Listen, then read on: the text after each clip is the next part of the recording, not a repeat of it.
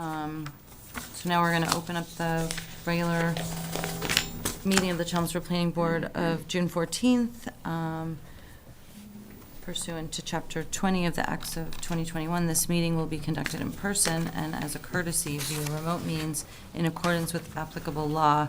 Please note that while an option for remote attendance and/or participation is provided as a courtesy to the public, the meeting will not be suspended or terminated if technological problems interrupt the broadcast unless required by law. Obviously, we'll make every effort to keep the meeting accessible and regain accessibility if lost. So we'll open with the public input session. Public input will be limited to statements from the public relating to any issues with the jurisdiction of the planning board that are not currently the subject of a pending public hearing before the board. Public comment on any pending public hearings will only be heard during such public hearings. So I'm wondering if anyone from the public wants to speak during the general public input. Seeing none here. Is there anyone on the Zoom? No. Okay. First up, we have a administrative review of 200 Turnpike Road. And I had some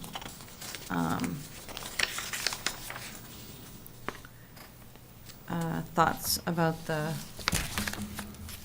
decision as drafted, which it'll take me a minute to find. Oops, got it.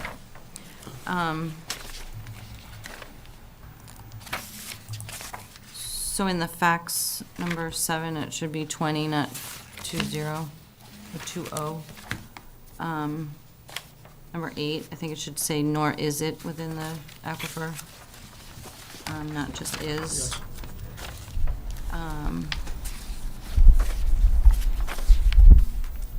And then there was a few things in the findings that I didn't necessarily agree with the wording of.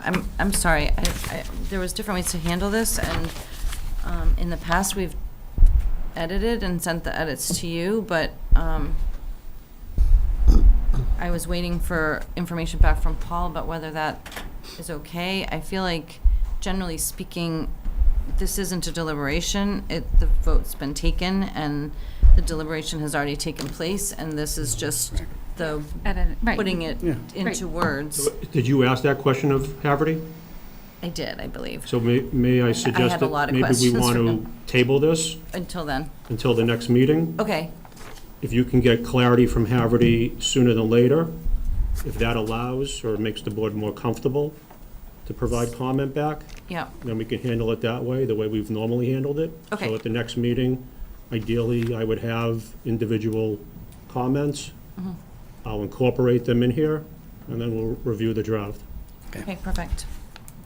All right, so then the next one is the 270? 270.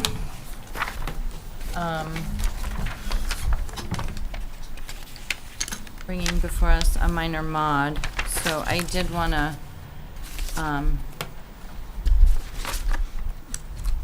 precede your talk. I presume you're going to do the talk, Doug. I would like to precede your talk with a question, which hopefully you'll keep in mind in your talk, which is I'm not confident that I agree this is a minor modification. I do address that. Okay. Before the applicant addresses it, I would like to address it. Sure. So, appreciate the question from the chair and likely the other board members. So we've handled this consistently for the last 15 years.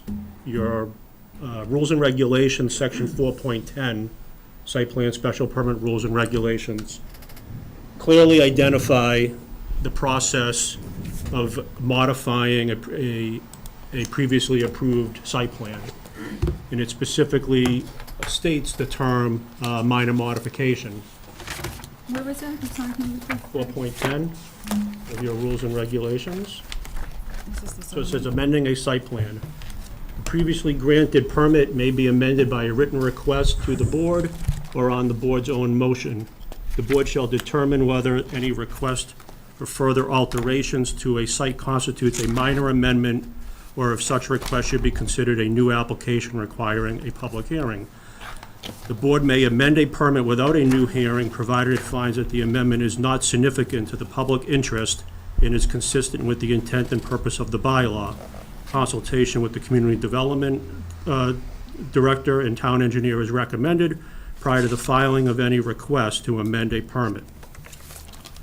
So that's the guidance that exists. Can you pass that? And as I've mentioned, the way the board and staff have handled this over the years is that it would be deemed minor if it was not modifying any of the elements associated with the zoning permit that was issued.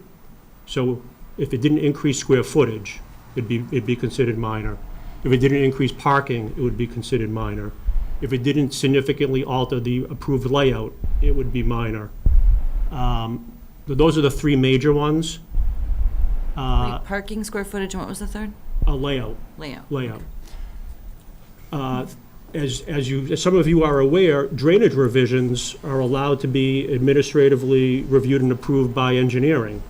So minor stormwater-related changes don't even need to go back to the board. And that's usually in your decision as well. So based upon, those criteria, the way we've handled it for the last 15 years, my initial determination was that it was minor in nature. Again, it doesn't speak specifically to any of your facts and findings. It doesn't change any of the zoning relief that was granted. And it was, in this particular case, it was primarily related to stormwater revisions, which were peer-reviewed and were deemed to be satisfactory at the original approval, and as based upon the peer review and the applicant's engagement with the peer review consultant appear to be satisfactory, meaning they comply with the DEP standards. So that just gives you the background. Obviously, it goes without saying that the board makes the final determination as to whether it's minor or major. So you said appear to be. Has it been peer reviewed? It has been peer reviewed. You have that. That was posted. Dates are correct on those paperwork, all the paperwork we got there. When it was peer reviewed. When did they do the last peer review? It was based dated upon the the plans. Yeah, It's based dated upon the the plans that were submitted as part of the It was modification. dated June 5th. So the peer review consultant is with us this evening. And so that was the background I wanted to provide Yeah. to the So, but board. my understanding, and maybe I'm incorrect, and then we should probably stop asking questions and let you proceed with your presentation, but I thought there was a change in the parking of maybe 17 spots and a change in the square footage, which was changed because It was just the a measurement was made inside the building instead of outside the building, but it's a change in the square footage, and then also change in the height and change in the depression.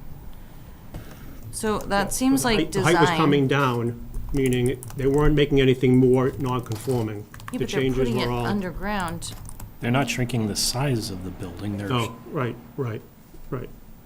So At this that's point, I think you should hear from the Yeah, let's applicant. listen to you, Doug, sorry. But those are my questions. And again, I agree, they're excellent questions. Good evening, for the record, Madam Chair, members of the board. Douglas DeShane from Finneran and Nicholson, representing DH Property Holdings LLC. And thank you for your time. We are proposing what we believe to be minor modifications to the 3 permits that you issued to us. Essentially, we're making the same 3 changes, so they would apply to the same 3 permits. So we're not asking for anything different with respect to the permits. These 3 modifications we're seeking are identical with respect to the permits. So we consider these changes as minor, first of all, because I do believe they fall within the board's rules and regulations in defining what's major and minor, although it is truly your decision to make. But let me tell you how we came to that conclusion. The changes we are proposing, and I guess I'll switch this around and just give you a quick, the 3 changes we're requesting is that, 1, we would like to lower the elevation of the site. Secondly, we would actually like to physically reduce the height of the building, make it shorter, smaller. And the third thing we're doing is we want to come in and ask for your approval of the final architectural designs. Now, you had approved a particular architectural design. We took that and just made it better, nicer, but it still meets all the purposes and intent of why we were sort of directed towards a particular design. If I recall, the board was hoping we could make this look a lot less like a warehouse and a lot more like an upper-end office building.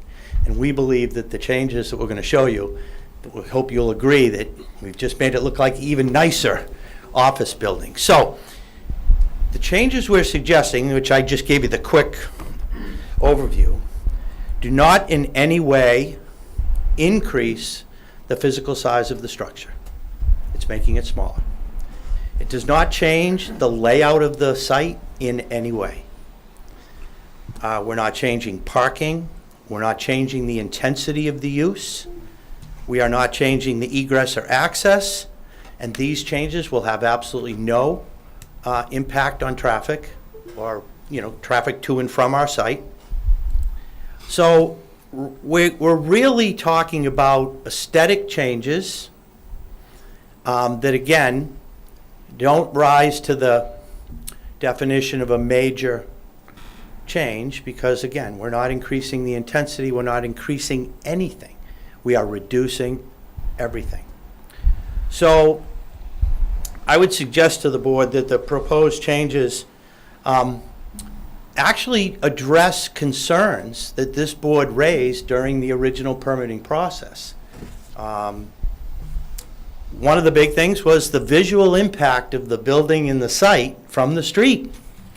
And you'll recall we worked very hard with the board to come up with what I think is an extensive landscaping plan to hide the building, to make it less visual from the street. And we're not proposing to change that landscaping at all. You're going to still get everything that we promised, but the building that we're hiding is now going to be smaller. So we're reducing the visual impacts of the site by reducing the massing and scaling of the project, by lowering the entire site a little, lowering the building itself, and improving the architectural aesthetics of the building. So now I want to get a little in specifically on the modifications. First of all, we want to, as part of our original plan, we were proposing to raise the elevation of the site. We were going to bring fill in. You might remember it was extensive, but we were going to raise the site up quite a bit before we built the building. Well, we've now found out that the cost of doing that and the reason for doing that are no longer justified. They're just not. So what we're proposing to do is lower the elevation of the site as compared to what we had proposed by 2.5 feet. The ground will be 2.5 feet lower. What that does is we will no longer have to bring in 12,000 cubic yards of fill, which represents 350 trucks coming to the site and dropping dirt. By lowering the site 2.5 feet, we don't have to bring soil onto the site. We may bring a little specialized materials, right? But we're closer to a balanced site now. We don't have to bring in all that material, all those trucks, and raise this thing up. It's going to be lowered. In doing that, you can imagine that we had to change the drainage, right? We had to show that the drainage would work at that elevation. So that's why we submitted the drainage to Beta for peer review to make sure that the lower site will still meet all of the drainage requirements. And I can have Casey give you the detailed math on all of that, or I'm sure you'll hear from Beta. But the only reason technically we changed the drainage was because we were changing the elevation, and of course, water flows downhill, so we had to make sure everything worked. But that particular change, I think, goes a long way to reducing the impacts of construction on the town, traffic, and also aesthetic view from the street. The second change we're making is to actually just lower the height of the building by approximately 3 feet. Why? Well, in talking with our potential tenant, they said, we don't need, 36 feet ceiling height in this building. We could live with less. So we said, well, we'll lower the building by 3 feet. It probably means less construction cost, I would guess. But most importantly, from the town's perspective, it reduces the massing and scaling of that building as you see it from the street. And it'll even be more well hidden by our extensive landscaping. So in combination, those two changes result in a lowering of the height. If you were sitting on the street looking at the building as proposed, with these modifications, it's now going to be 5.5 feet lower from the street. And as I said, it's going to tuck in behind that landscaping all that much better. So we think those changes are an improvement, benefit to the town. I know one of the standards was that these changes would not be adverse to public interest. I think, quite frankly, they're beneficial to public interest. So, The last, can I interrupt you for 1 sec? sure, You're sinking at 2.5 feet, and then you're bringing it down 3 feet, or, yeah, okay. so a total of 5.5 feet. We're not building the building underground. We're just lowering the ground and then building the building. So isn't it, right now, if I'm not mistaken, it kind of goes down in this little, does it go down a little bit now? In the approved set or what we're now proposing? Just the current the building today? It's down a little bit. Down a little bit. So are you just going to keep it where it is? Like, originally you were thinking about filling it and then building It's it, a little bit lower than the existing. even a little bit lower than what it is now? Yeah. Okay. So again, here's and I'm sorry, I love pictures and drawings. I'm not good at it, but I love them. So here's our site elevation, if you will, today, right? Our intention was to build it up and then build our building on top, right? So we had this, essentially this total height. Now, we're going back to this level. So we're going to build our building down here, right? We're going to build the building starting at this elevation. And we're actually taking this measurement, which was the height of the building from the finished grade, and we're cutting 3 feet off of the building. So our building here will be 3 feet shorter than the building here, and with the drop in the grade, the difference between where the roof would have been with the original plan here and where the roof is going to be now, 5.5 feet lower. So is the square footage going down? If you cut I guess the cubic square footage, yes, right? projects? Not the Right, the footprint doesn't change, but the cubic area of the building is reduced Okay. by, what's the dimension of the building? Well, it'll be 91,000. 91,000 now. Yeah, so, It went down from? yeah. So, Well, it actually went up 1,000 because of the Because it went from 90 to 91. 90 to 91. So it went up. well, what that was, as you'll recall, that's really to change a typographic error in the plan, because the plan showed the footprint. Remember when you last allowed us to change that footprint? We showed it as 90,000 square feet because we had measured on the inside, but the plans, we're not changing the plans. We're not making the footprint bigger. We're just now measuring it from the outside wall instead of the inside wall. Does that make sense? Yeah. Okay. But as far as your question about are we reducing the square footage of the building, yes, we are. We're reducing it from 91,000 square feet to, well, again, the length times width of the building times 5.5 times 3 feet. So, what was that? The volume. Times 3. Yeah, you got to do the math. I'm not good The on cubic, math. the cubic. The cubic Volume. size is Not floor space, reducing. but cubic. So, right, the floor space of the building is going to be exactly the same as what we had previously proposed. The floor space is still in the 90,000 square feet. Okay. What's now increased to 91 is the outside of the foundation, which includes the width of the walls, right? So that 5 foot reduction is just a height thing. So if you're concerned about the cubic volume of the building, that's certainly reduced by, in the hundreds of thousands of cubic feet, because we have a 90,000 square foot building times 5, right? So 450,000-ish. Well, actually, times 3. Well, right. Yes, times 3 in a reduction, so the 5.5 in a visual, right? So if we were visually seeing up there. But, so Doug, do that.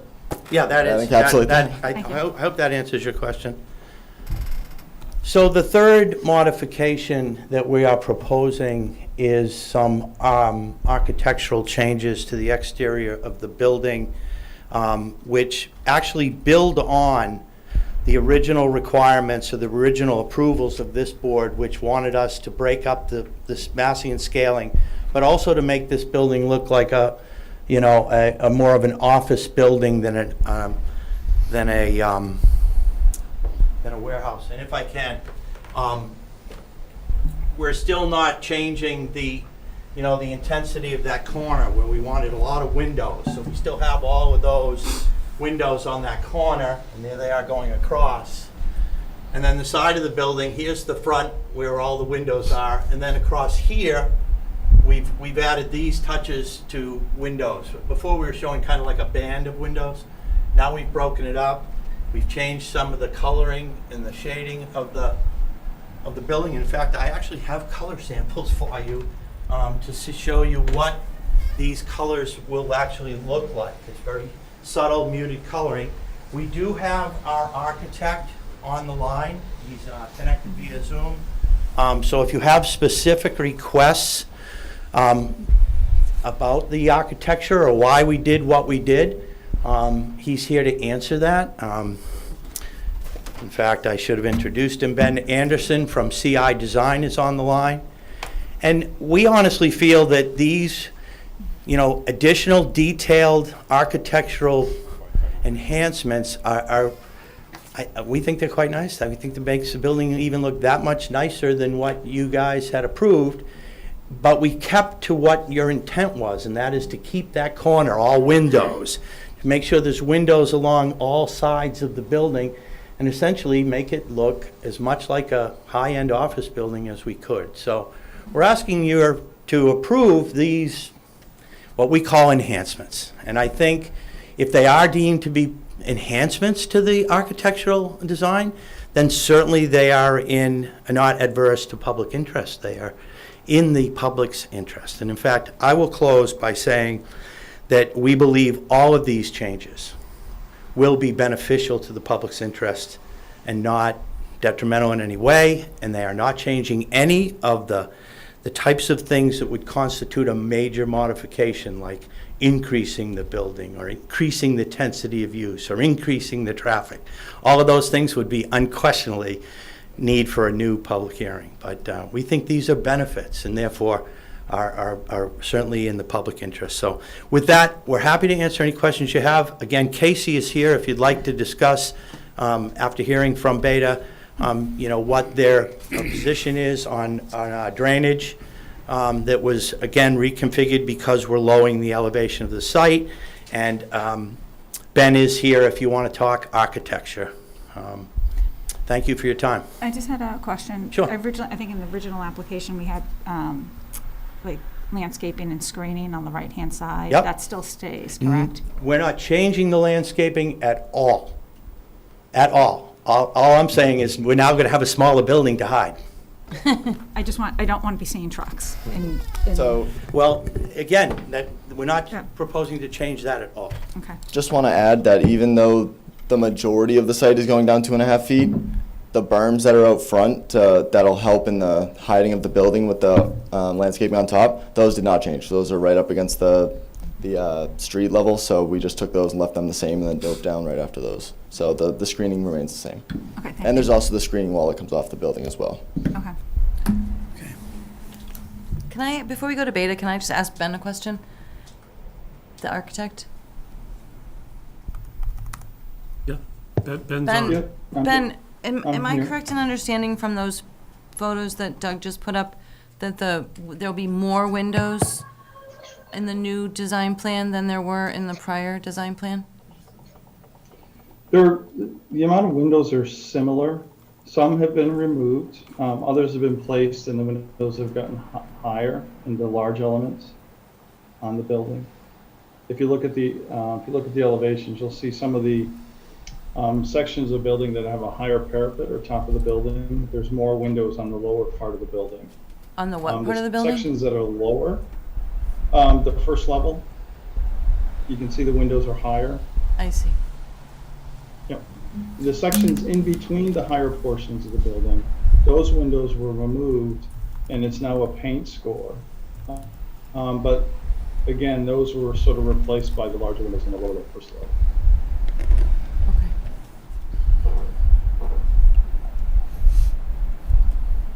So which one is the current design, the bottom one? That's, all of It's- those are pictures of it's all the current four design. elevations of the new design. Oh, Yep. okay. The lower elevation is along the street.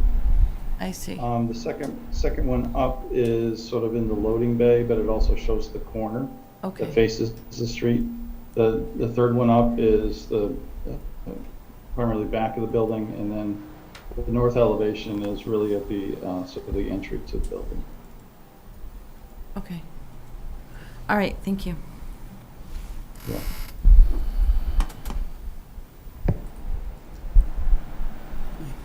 Now are we going to hear from Beta? Yes, please. Phil, you want to just give a summary of your peer review? Yes, so I think the applicant has made a valid determination that the major changes are associated with change in elevation. Three things were changed basically for the stormwater management portion of the project. One was a change in, because the system was lowered 2 feet, it didn't give enough separation for one of the BMPs, so that was changed to more of a filtration type BMP, and it looks like the comment that we had that it needed an impermeable membrane has been recently added to the plan, so that's all set. The second item was pre-treatment to that device, because the rain garden was a pre-treatment device for another infiltration system. So it looks like they've addressed that with proprietary treatment units. So that's all set. And then the third item was just adding, I don't know, we must have missed this previously, but adding the requirement for biannual street sweeping of the pavement areas to increase TSS removal. So those three things were issues. I think the remainder of the comments were probably just a reiteration of previously issued conditions. So those are all relevant, but other than that, I think the applicant has addressed any changes in how it relates to the stormwater regulations. That's it. Phil, I have a question for you. In your report, you mentioned that the impervious surface has increased about 28, almost 2,900 square feet. Where has that come from? So so that's from the existing condition. I don't know if that was the last modification or this modification. But Okay. that's how they have it modeled in their stormwater calculations. Okay, Now, so mind you, that's, they're treating it, so it's not a detrimental impact to the project. all right, so it's based on current condition to the new one. I assumed it was from their prior proposal to the new one. No, Okay, no. okay, thank you. So, yeah. I have a question on traffic. 7 trips per day were added to the traffic report. What was the cause for that? Yeah, Sorry, so that accounts for, traffic is related to the gross square feet of the building. Okay. So while our net didn't change, our mistake in calculating the Okay. gross square feet before, that just accounted for that.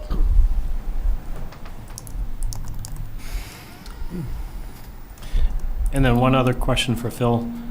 You mentioned in the report that 4 outfalls are being added to the stormwater plan.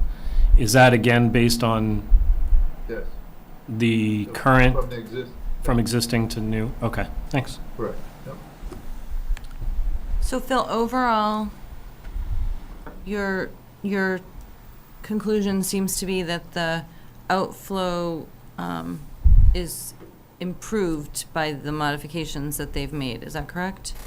With the impermeable membrane and the pretreatment units? So, yes, because they've added, the recently, the plans that were just submitted today added pre-treatment units to the, prior to discharge to the filtration BMP. And because this water outflow is going into the East Chelmsford wells, basically. into the aquifer, does this need to come before Conservation Commission again? We do have to go back before Conservation Commission to amend the NOI. Yep. Okay. Not because of an aquifer. Because it's within wetland. It went to you because of aquifer protection. It's going back to the commission because it discharges directly into a wetland. That's what I mean. Yeah. I misspoke. Yep. Thank you. Can I just clarify one item? The project is still a redevelopment, which means we have less impervious in the post-development condition than the pre-development condition. Since the last approval, we have added about 200 square feet of impervious, and that was just in removing catch basins, adding kind of drainage paths to allow for the lowering of the site. But we are still a redevelopment, so we are not increasing the impervious from the existing condition to now, or to the new proposal. And how much does it reduce from the existing to From the now? existing condition, about 600 square feet. So none of this is huge.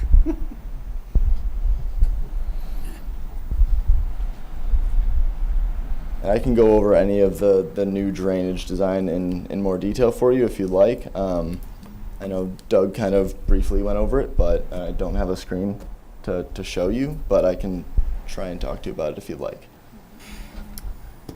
I mean, It's totally up to you.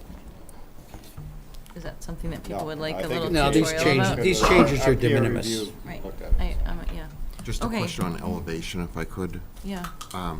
My understanding, my understanding is so it will no longer require the 12,000 cubic yards of fill to be brought in, which I think is positive. Could you just describe the difference in elevation of how the site is today? Like, I know it probably varies somewhat, but even if you just give me a range of how much. So the site today is pretty difficult, right? Because over by the wetland, it's at about 114 elevation, but all the way up by 300 Turnpike, it's at like 128. So the site is a slope even across the building. The building's obviously flat, but across the building it slopes down. We're more of a flat site kind of across. So our site is between 118 to 122-ish, whereas the existing site was 114 to 129. So we're just basically taking a slope and making it as flat as we can. I see. Thank you.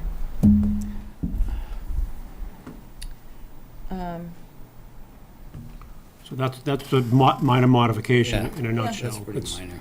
They're all Yeah. of a variation similar to that. And some of it was in the report not making clear what was to the original plan and Totally, what right, was to the right, intermediary right. plan, so that was got a That's little, why it's important to have this Right. process where the applicant presents it to you, right. so that the board can make a formal determination. It got a little confusing Yep. in there with the 3 different sets of numbers. Okay, so do we want to run, or does anyone else want to comment? I just have one more question, Evan. Based on what I heard, that there are probably going to be 1 or 2 more conditions being added based on the stormwater changes.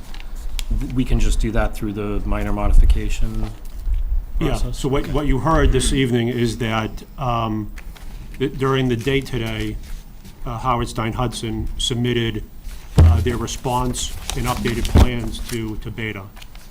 So I think when Phil was speaking, I think he was referring to the updated plans he reviewed. Okay. The board has not seen those plans. They came in too late for us to email them or include them on the agenda. So I think the board should have a level of comfort that your peer review consultant has verified that everything that he wanted to be updated has been updated.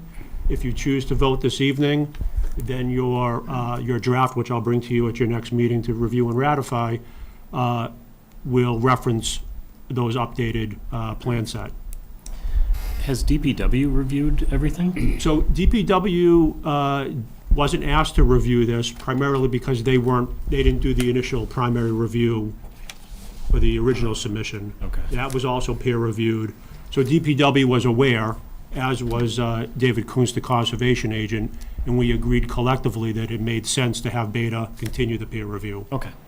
Okay. I think we ought to just vote it. So I have a question on the voting, actually. If you're going there, if you don't have any more questions. Well, I mean, yeah, that's fine. No, I was just wondering, because you had mentioned we should vote on it. This would be a simple majority. Okay, that's one of my questions, simple Yeah, majority. And the several members who didn't participate in the initial approval, you could use your discretion. I don't think we need you for purposes of voting numbers. So you may want to consider, but it's not legally required to recuse yourself. Or abstain for that matter. I'll give you a motion if you need it. Would you state the motion? Yes, the motion would be that we grant the request for minor modification for 270 Billrick Road.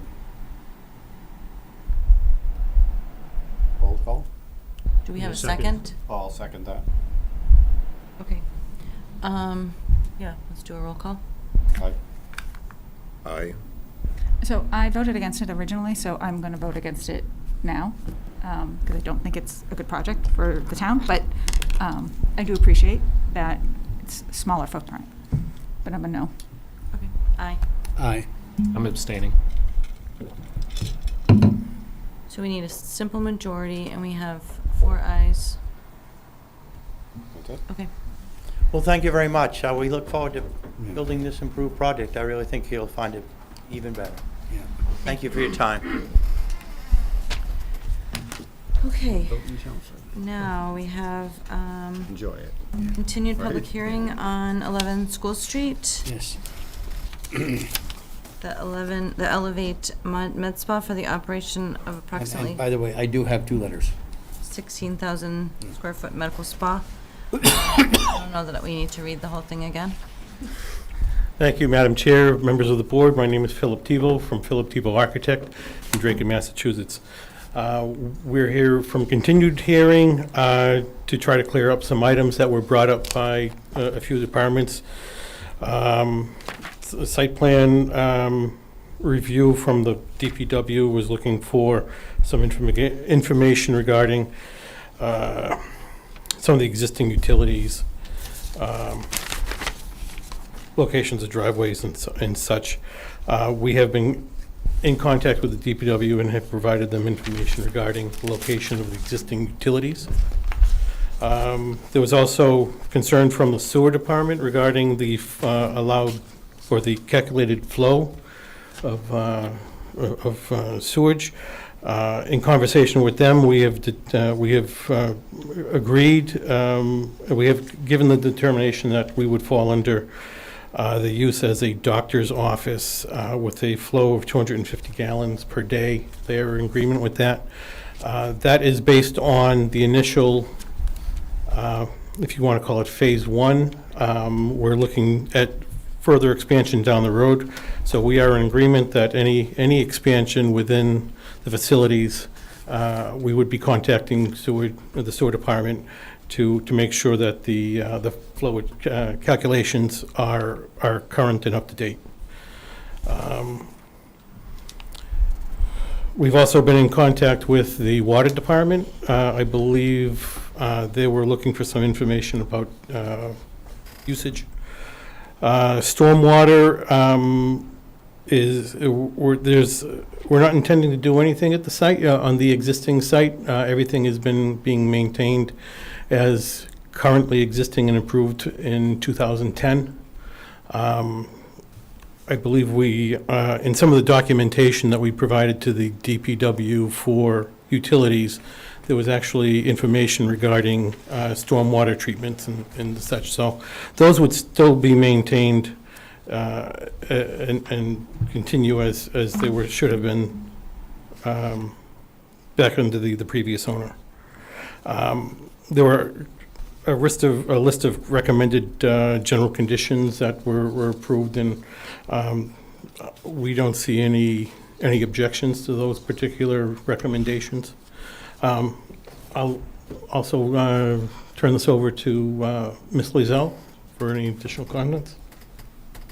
I mean, just to echo what Phil said, is we talked to all of the different departments and they all gave their full approval, including the Board of Health. And yeah, so we're hoping that we can just get all of your approval today too, so we can move forward. Okay, then we have letters? Yeah, we have two letters, one from the Chelmsford Water District. The salient line is the Chelmsford Water District no longer has any concerns with this proposed project. And we've also got a letter from the project engineer, and the comments here.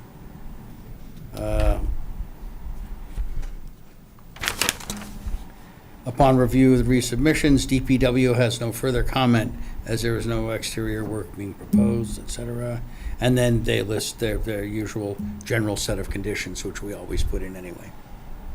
And then the Board of Health also, I don't have a letter from them, but Yeah, so as you recall, the initial proposal talked about a smoothie bar and some other Board of right. Health-related items. My understanding is that those will not be part of Phase 1, maybe a Phase 2 or a Phase 3. If and when they get to that point, Board of Health will need to issue permits. give them a grease trap and all that jazz. Yeah. Okay. And So I've- then Board of Health has no issues at this time with this Correct. part of the project? Right. And Evan, that was essentially one of my questions to you, is the Board of Health letter that is in the agenda. It was a little unclear to me as to whether or not that's an approval or not, but I think you just. Yeah, I think it's, answered it. more non-applicable at this time. no. Okay.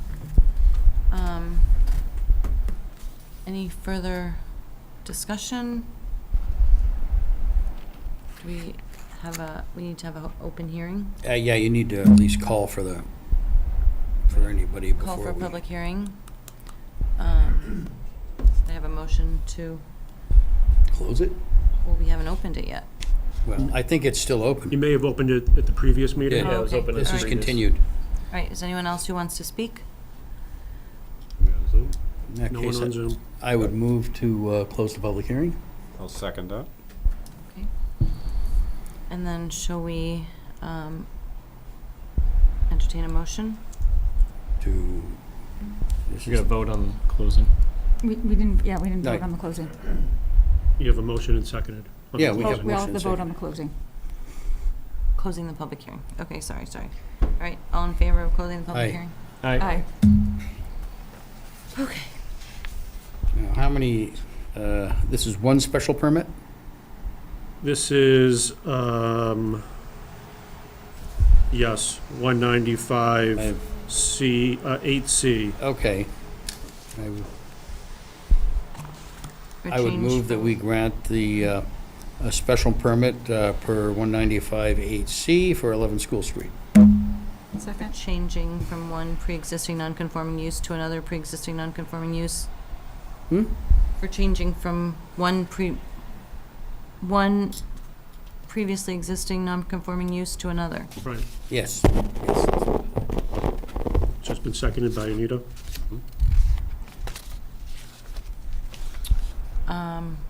Any discussion? Let's do it. Should we vote? Okay. Aye. Aye. Bingo. Thank you very much. Thank you all so much. We can't wait to see you all at our grand opening. When is that? Well, now that we can pull permits, we're hoping 6 to 8 weeks, but definitely in the fall. Okay. So we're gonna have a big event. We'll invite everyone. It'll be really fun. Be formal. We'll have lots of fun stuff. So, Good luck. thank you so much. Good luck.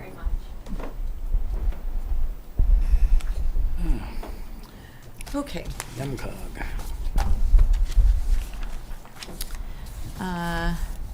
So now we have NEMCOG. This computer brand new, so you may not be able to read the PDF. Okay, it's in PDF and PowerPoint. PowerPoint may work.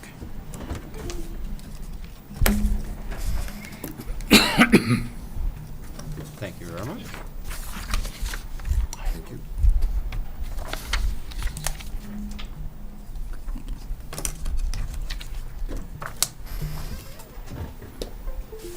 Thank you. Thank you.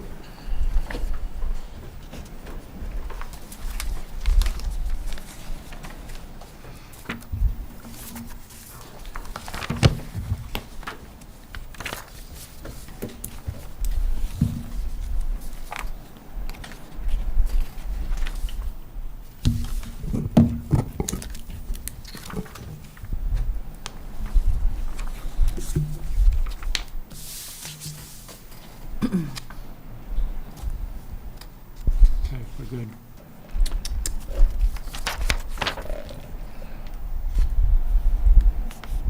Ugh. You can start, because we have hard copies. Okay. Good evening. Thank you for meeting with us tonight. I'm Mike Ashola, a senior land use and housing planner, here along with Jenny Raitt, the executive director of the Northern Middlesex Council of Governments. We're here tonight as a kickoff meeting for our work to develop compliant MBTA community zoning for the town of Chelmsford. Our goals tonight are to provide you with information regarding the requirements of the law, review and assess applicable town goals and plans, and to get your feedback into goals, qualities, and considerations for zoning locations, as well as the process moving forward. So tonight's agenda we have, and you can go to the next slide. Tonight's agenda is broken down into 5 sections. The first is questions to keep in mind throughout the presentation. The second is a brief overview of the requirements for Chelmsford. The third is to discuss zoning goals, qualities, and considerations based on the master plan and housing production plan. In what areas can we advance as part of this process? To review potential locations identified in the action plan. And then the last is the next steps in the project schedule. Go to the next slide. So right now we're in the kind of step 3 for the MBTA communities timeline, with the goal of having compliant zoning for the town meeting in April or May 2024. So these questions we have for the board tonight, we're not answering these right now, but something to keep in mind as we go through the presentation. What are your top considerations for selecting zoning districts locations? What are the qualities that lead you to select these locations for increased housing density? Are there any locations the board has immediate agreement upon for locating the districts? Are there any areas that should not be considered? And if so, where and why? And then going over the sales pitch, the board will have to present the final proposal to the town meeting, and thinking about evaluation, eventual locations, why should multifamily housing go there? And the last part is to understand the objections and concerns, what kind of opposition you might expect and from other residents or neighbors for these locations. What questions and concerns do you have as we looking to address them for the next meeting? So the meeting objectives tonight is to kind of get guidance from the board. We're looking to move forward with MBTA communities compliance, identify project goals and considerations, and understand key decision points in developing compliant districts.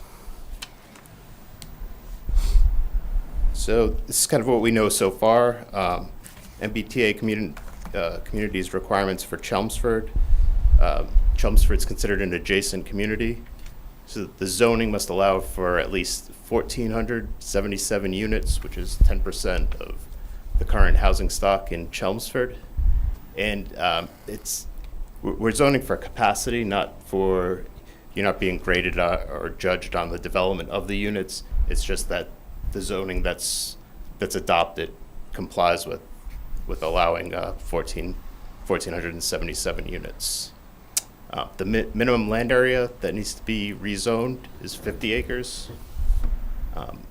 Half of the district must be in one contiguous area. There can be sub-districts, but they must be at least 5 acres of contiguous land area. So can I just ask you a question? Does that mean, so when you say one area, that means 25 acres together, like that are all together? Yep. Like that, like, Yep, so we that need are to find we need to find 25 acres in Chelmsford that we're going to say that can be built multifamily? In one section. So it would have to be, there'd have to be a minimum of 50 acres, but one of the sections has to be at least 25. 25 acres, okay. So one 25-acre parcel has to be identified. It's supposed to be more than just one parcel that's contiguous. It's a land area, a It's a geographic land area. area. It's not necessarily a one parcel. Or We already contiguous have that. parcel. Contiguous, yeah. We already have it, right? But if we had one parcel that we could, that would cover this, that West would be okay. Campus, West Campus. EPS. Well, technically, some of the requirements from the state are that it's more than one parcel. It's not supposed to be targeted on one parcel. But I believe, I don't want to get too far on this point, but You could start with one major parcel Yeah. and then add to it. Well, that's what I'm saying, Yep, like, yep. if you identify one Yep. major parcel, which I have an idea that Understood. I'd like to propose, Yep. and then to get, because we still have to get up to the 50, then we would have, you could have sub-districts of, like, We're in other good areas, shape. like the We're- West Campus we're in would be good another, shape, yeah. yeah, And the other areas have to be at least 5, did you say? yes. I have one question which may help in clarification. We have had some inquiries from residents telling us in no uncertain terms that how can this possibly be an MBTA area or an MBTA community? So if you would describe the state's definitions, we're obviously an adjacent community, Correct. and describe what that means in terms of application. Yeah, there are different criteria. If you were to have a commuter rail station in the town, that there are different requirements Yeah. for Yeah. density and also what has to be developed within a half mile of the. Well, what makes us an adjacent community? Is it simply that we border on Lowell? Yeah, we Okay, that's border on all. a, Bus service too. in bus service. And the bus service, or either or? I'm not sure if it's, yeah, I'll help. Yeah, If you thanks. don't mind. Under state law, Chelmsford is one of 177 communities that Yeah. are designated as an MBTA community. Okay, so it's designated by the state State by law, name. Under law. Okay. Yeah, you are already Okay. an MBTA community, whether you have Yeah. commuter rail service, or you have subway service, or you have service through a regional transit authority, which you do. That means Yeah. that you are, under state law, you are Okay. designated as an MBTA. Yeah, I wanted to get that on because I know there are some The people context of quite- your question, and the broader perspective for others, is I think some residents were questioning, because Chelmsford does not get an MBTA assessment, Yeah, that we should not be classified as a MBTA community. And as Jenny indicated, it's a separate definition, nothing to do with okay. good. traditional I just MBTA. Want to get that on the record so people understand it. Well, it also helps That's me a because valid I'm point. new to this process, so. Yeah. Right. The state created new legislation with its own customized definition Okay. Yep, to suit its intended purpose. Because they can. Exactly. they can. And then the last criteria is that multifamily is permitted, is allowed by right. However, there can be a site plan review that falls under the planning board's jurisdiction for Okay, those amenities. thank you. Yeah, you're welcome. So looking at Chelmsford's recent plans, the master plan, and kind of the relationships between this effort and past planning, housing planning efforts. Master plan, one of the goals is to maintain state eligibility for state funding programs for housing, economic development, infrastructure, transportation. If you're not compliant with this, you're not going to be eligible for those state grants. The master plan land use and zoning goals describe the importance of managing and directing growth, including redevelopment and new development, by revitalizing the local economy and promoting development of diverse and affordable opportunities for all. The housing production plan has a goal of creating housing to address the unmet housing needs. The second, to promote the development and maintenance of diverse and affordable housing opportunities for Chelmsford residents, consistent with the community's character for all income levels, lifestyles, and age groups. And the third, to utilize the village and village and mill reuse overlay district as a means to encourage the redevelopment of existing sites and mixed-use higher value properties. As you can see, when we look at these graphs comparing Chelmsford to Massachusetts, they tell a similar story. Housing units by building type. The point of including this chart is to note the absence of the types of units that the MBTA community's compliance will allow. Chelmsford's largely comprised of single-family homes with a separate typology, which is categorized as 10 or more units. So these are more larger apartment condominium-style developments. Two, that there's a gap in Chelmsford and in Massachusetts more broadly for housing ranges from 2 to 10 units. We commonly refer to this as the missing middle housing, or housing for households that make mid-range incomes, such as town staff, teachers, police, fire crews, etc. And if we look at the housing stock in the year by year built, the chart includes a note that the significant drop-off in housing construction, both in Chelmsford and the state since the 1990s. This lack of housing production is a significant contributor to the rise in price of housing and the state's broader housing crisis. In 1980, the cost of housing in Massachusetts was right in the middle of the country, and today we're in the top 5 for highest price. So to look at qualities, considerations, and for zoning locations, the following 4 goals have been developed based on master plan, housing production plan, and prior discussions with you, and the requirements of the MBTA communities law. Each goal coordinates qualities that considerations for many may affect the final zoning proposal. Expand opportunities for complete neighborhoods, improve small commercial areas, increase access to goods and services via non-vehicular means, and to increase housing along transit corridors.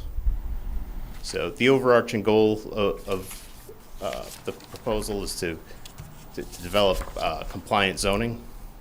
The district should be located on developable land, not areas known for flooding or wetlands or parklands. It should be appropriate for housing children and families. Should identify underutilized areas that can be redeveloped for multi-family housing, and ensure that the lot sizes and dimensional requirements create the potential for housing production.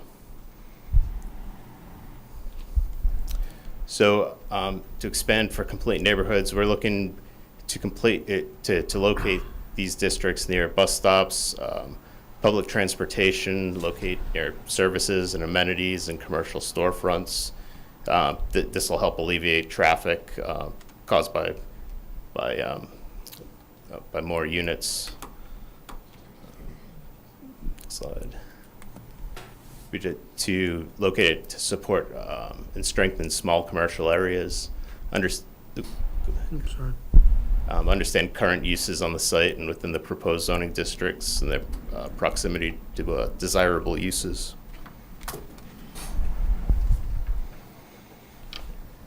increase access to goods and services via non-vehicular means, walkability, sidewalks, trails, bike lanes, locate near retail, service and parks and playgrounds, again, in an effort to be less reliant on the automobile. To increase housing along transit corridors, transit-oriented development, essentially it provides physical access and connections to destinations by locating district near transportation routes and multi-use paths. You're developing less roadways, less infrastructure to maintain. So we're going to kind of stop here and kind of get some feedback from the board. There is more to the presentation, but we're just trying to focus on goals, qualities, and considerations that we may have missed, and that we want to kind of have as a goal to help direct where we locate potential districts. On the numbers on the 50 acres, that's the more dense housing, right? If we wanted less dense housing, we would have to come up with 100 acres? Correct. Yeah, I can. There's a slide in here that speaks to that. Okay, I just wanted to make sure that we have, it's either 50 or... You can go anywhere beyond 50. It doesn't have to go from 50 to 100. You could do 75, you could do 125, you could do 200. Okay. But you'd still need the 1,477. And the 15 units per acre. One goal I would like to see added is to not make our zoning conflicts worse Yeah. Yeah. by adding this. So, you may be aware, NIMCOG already completed a zoning, land use, and mapping conflict. That report has been finalized by NIMCOG. It hasn't been finally formally presented to the board yet, but I think that's what you're articulating. Yeah. And in some ways, maybe this serves as a solution to an existing problem. Right. I'd like to set the bar low for the goal, so I'd be satisfied with not making it worse, but it would be nice to improve it. And that's one of our goals by providing technical assistance, is to make sure that happens to the least amount that it can. Do It'd we be have nice a to be explicit timeline about for it. that presentation? Because it would dovetail nicely, I think, with this. We could blend it in the next time NIMCOG appears before you. I can distribute it out In the probably. timeline, it said fall town meeting, we were gonna present something or something? I think it's fall of next year. Oh, is that next year? Okay. I do want to toss something out there for us, like, because I've been thinking about this quite a bit, and for us to maybe, as a board, just kind of look at. We have 78 acres, or 75 acres. The UPS site in East Chelmsford has 75 acres. I think like 37 acres is where the actual site is, where up the tractor trailers. I don't think that would be a bad spot for complex housing. It's on the bus line. The bus the Lowell bus goes right by it. It's close to the Lowell and Billerica train stations. It's close to all our 129 amenities. It does check a lot of the boxes.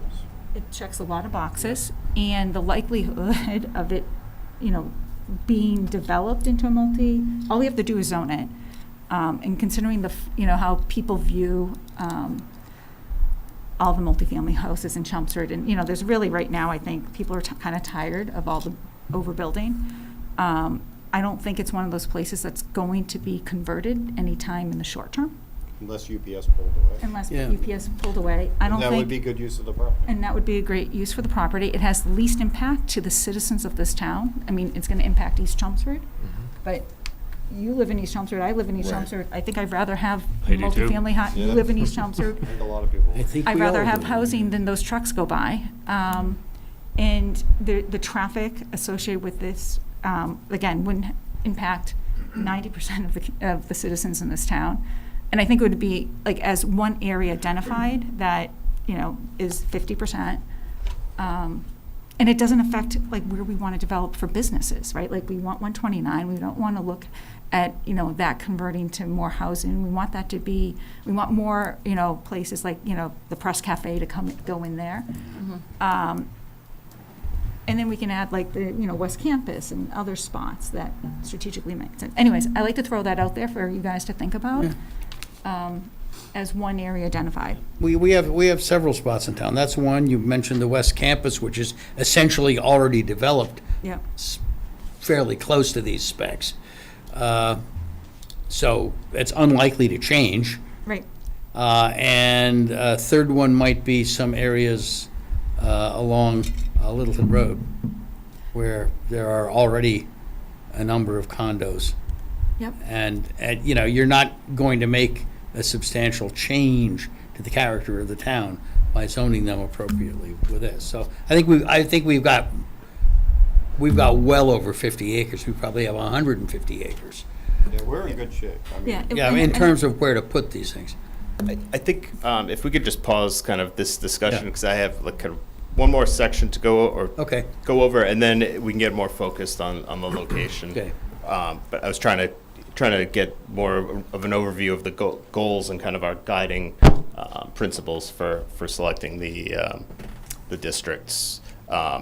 So I kind of want to talk about what the density looks like and what's required, and show you some examples. So if we're thinking about 15 units an acre, we kind of have to start with what's an acre. It's roughly about the size of an American football field minus the end zones, just for context. Go to the next slide. So here's a kind of a townhouse development in called Linden Square in Wellesley. This development's at 12 units an acre. The ownership cost reflects its location. But just to give you an idea of how dense a townhome development can be. But if it's 12 units per acre, It's under the required wouldn't 15. count. That wouldn't, but if you could picture maybe a couple more units added to that, it would be compliant. A little bit more denser, this is at 30 units per acre, Harborside Village in Situate. Again, the units are about 875 square feet to 1,700 square feet. And the ownership cost ranges between $300,000 and $500,000.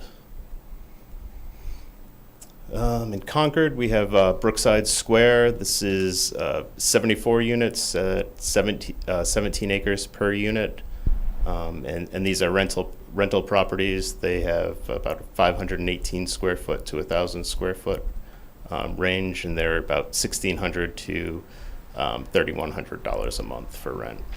Can we, a question, because you just said rental, are we allowed to say that it has to be condos versus, like it has to be ownership versus rentals? It's just zoning for the units. For the units? Yeah, I don't believe that you can. We can't, but have so. a requirement. It's just the residential use. Sorry. Yeah. You're not. Okay. It's the use, not the ownership. Okay, thank you.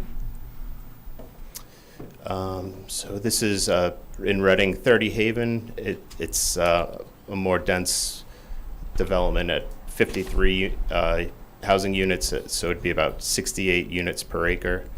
And then we have the rental costs ranging anywhere from $1,900 to $3,100 a month.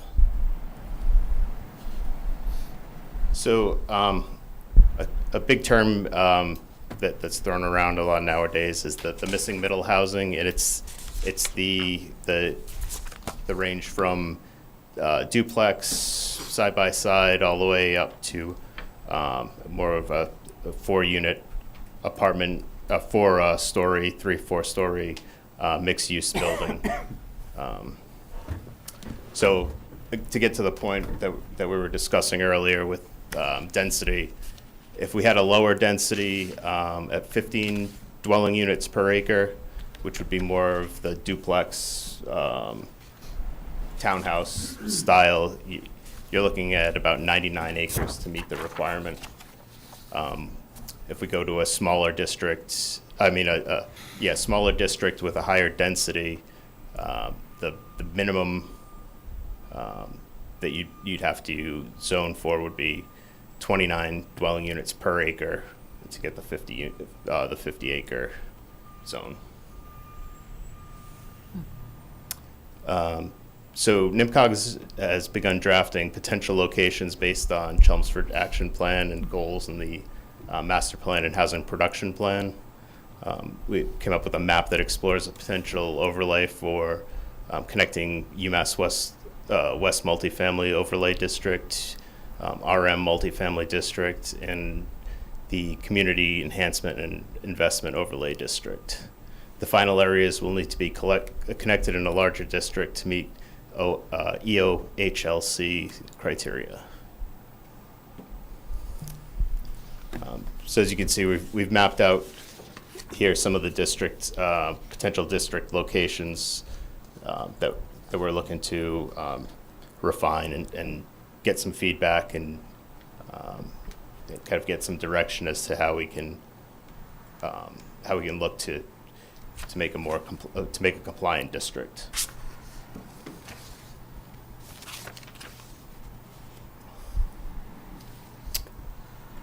So potential areas, like I said, so the next steps would be a concept presented to the board, including information on what's in the areas now, median lot size and average lot size, total properties, aggregate district size, and percent of Chelmsford land, and then also the underlying zoning, dimensional, and parking requirements, and the applicability of site plan review, heights, setbacks, parking, site circulation, trash, lighting, architecture, and open space. So we're permitting over the design guidelines. So going back to the questions that we were asking at the beginning, what are your top considerations for selecting the zoning districts? What are the qualities that lead you to select these locations for increased housing density? I guess we can start with that question for some feedback. I think the lower the density, the more happier the residents are going to be in this town that we're going after. So we need to get up to the 99 acres. I did a quick, when the West Campus came and they presented their development, I kind of did as we know, we're at capacity with all our schools. So I kind of did an analysis of how much a new school would cost, assuming that the state would pay for 50% and all of that. And I took the average of the last 15 years of school costs. And what ends up happening with multi-family units, and again, this is based off of the West Campus, is the cost of the new school, 99% of that cost gets absorbed, 99.1% of that cost gets absorbed by the single-family homeowners. So when, as much as this is going to bring in more revenue, and they say yes, it does, I looked at real numbers from West Campus. We got to be cognizant of that and how people are going to feel about that, especially town meeting reps when we start presenting this. And I understand the state's requirement, but there has to be a happy medium for that. So I think our goal should be the 99 acres to begin with. Well, I don't think there's any trouble getting to that.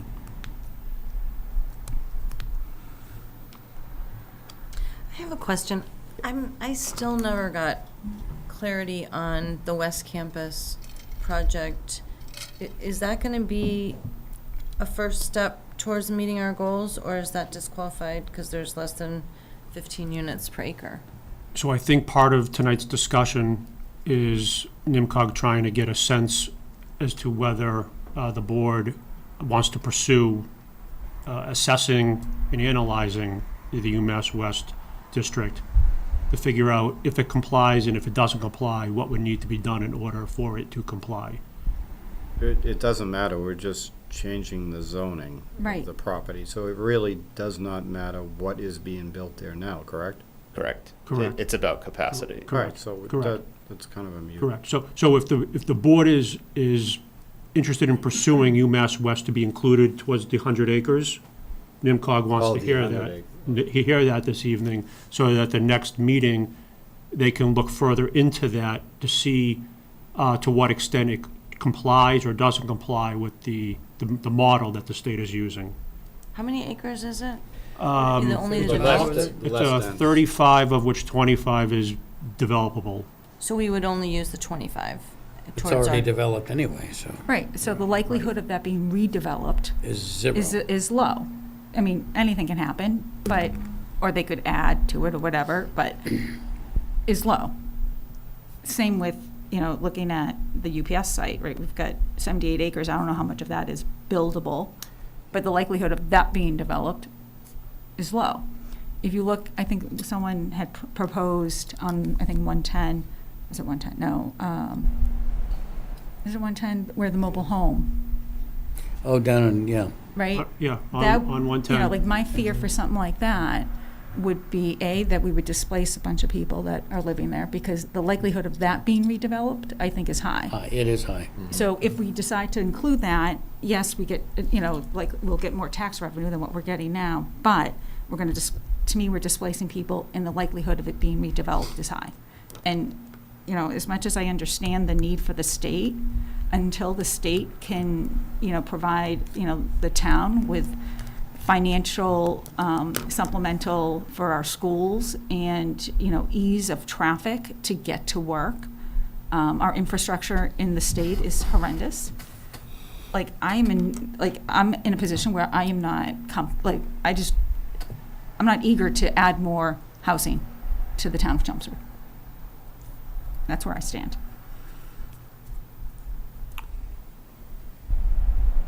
So I like to look at places that are already developed, and the likelihood of them being redeveloped is low.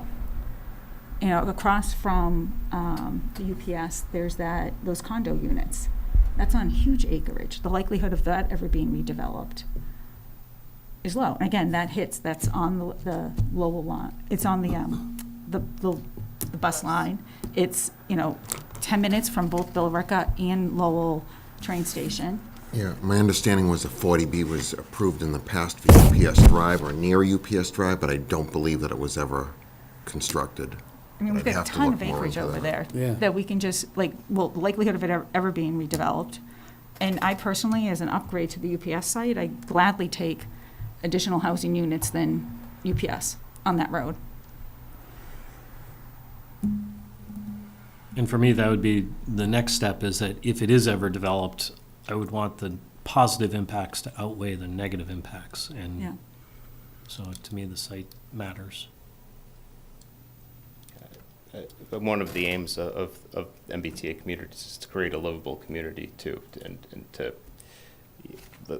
like we highlighted earlier, to have it near transportation and paths and parks, so the residents, have a good home to a good Chelmsford home. So That's a great ideal, but when it comes to actually redeveloping some of these places, that is still not as much of a positive impact as the negative impacts.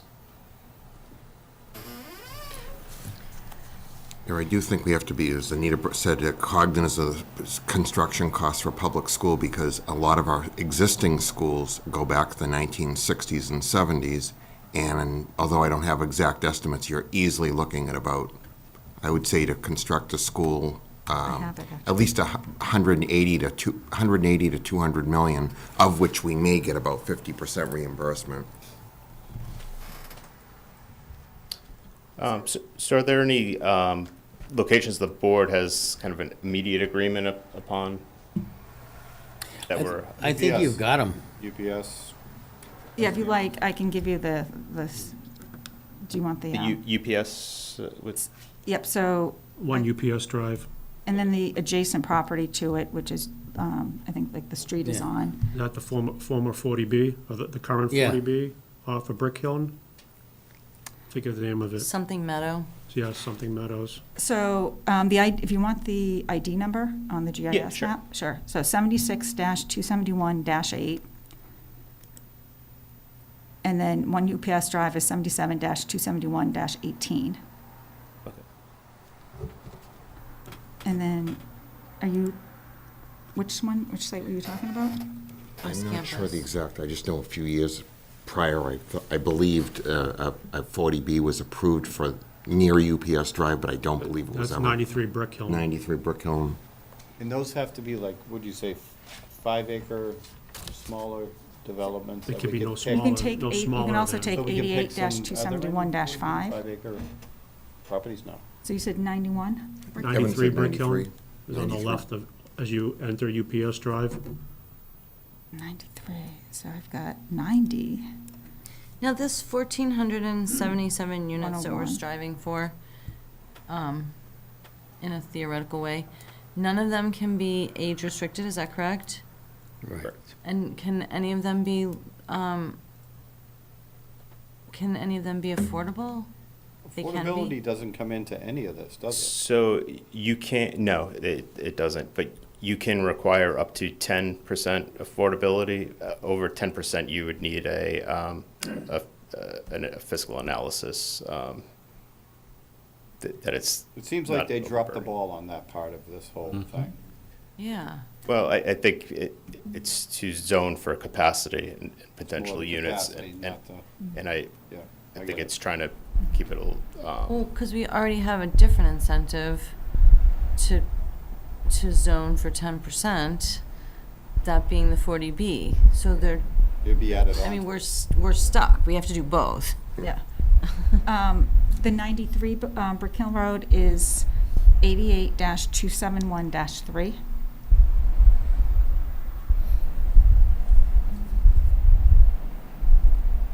And you mentioned UMass West. Yep. Which they already kind of picked out, right? Yeah. And then I think the other theme was I think we- existing multifamilies along Littleton Road. Yeah, along You 110. could also pick, Tingsboro Road has existing multifamily RM zoned, Yeah. This is part of, but you may not even need those part of, if you increase your acreage somewhere in 129 Brick Hill Road. Turnpike.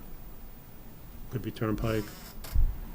You may have to slightly increase UMass West as well. Is, And there's existing multifamilies adjacent to Clintlock that. 5 acres?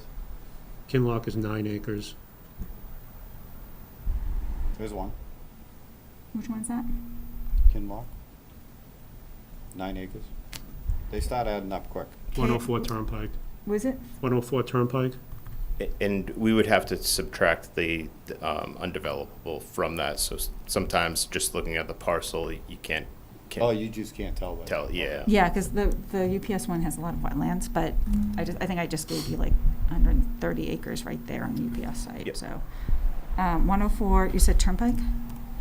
Yeah, Paul mentioned that one. I mean, that's a little isolated. I don't know if you guys want to start cherry picking, isolated parcels as opposed to try to find larger, like we just did with UPS. I mean, you look at Brick Hill Road, you've got the UPS on one side, you've got additional industrial So you on the pick other like side. three separate parcels to make a potential district. Yeah, I mean, and then you've got the condo unit over there The too. Meadows, The it's on the Meadows. opposite side of the road. Yeah, I mean, the Meadows is on how many acres?